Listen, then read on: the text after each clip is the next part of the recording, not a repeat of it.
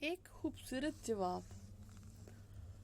پوتا دادا جان، آپ اپنے زمانے میں ٹیکنالوجی، اسمارٹ فون، انٹرنیٹ اور الیکٹرانک اشیاء کے بغیر کیسے جیتے تھے؟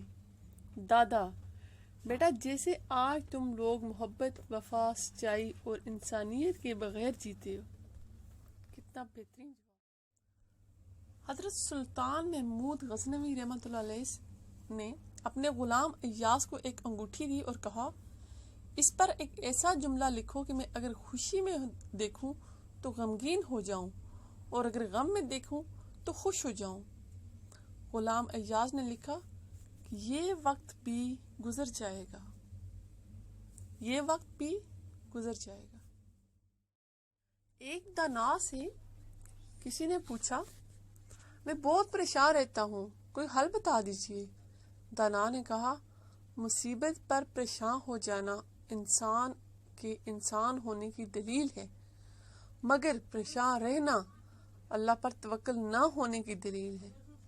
اسی لیے پریشانی کو روگ مت بناؤ، ہمیشہ کامیاب رہو گے۔ سبحان اللہ۔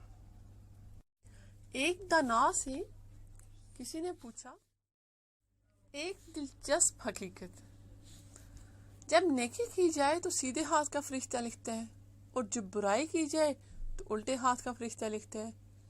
کیا آپ کو ایسا عمل معلوم ہے جس کے کرنے سے دونوں فرشتے حرکت میں آ جاتے ہیں؟ نہیں نا، وہ عمل ہے درود شریف کا پڑھنا۔ سبحان اللہ۔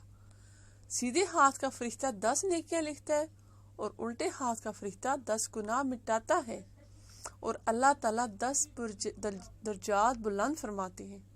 سبحان اللہ۔ درود پاک پڑھتے رہا کریں۔ اللہ تعالیٰ کے فرشتے بھی اللہ تعالیٰ کے نبی پر درود اسلام بھیجتے ہیں، تو اے مومنین، آپ بھی اللہ تعالیٰ کے نبی پہ درود شریف پڑھا کریں۔ ایک شخص ایک بزرگ عالم دین کے پاس پہنچا اور انہیں صحیح بخاری پڑھتے ہوئے دیکھا تو بولا، اہل مغرب چاند تک پہنچ گئے اور آپ بیٹھے بخاری کا درس دے رہے ہیں۔ عالم دین نے جواب دیا، اس میں حیرت کی کیا بات ہے؟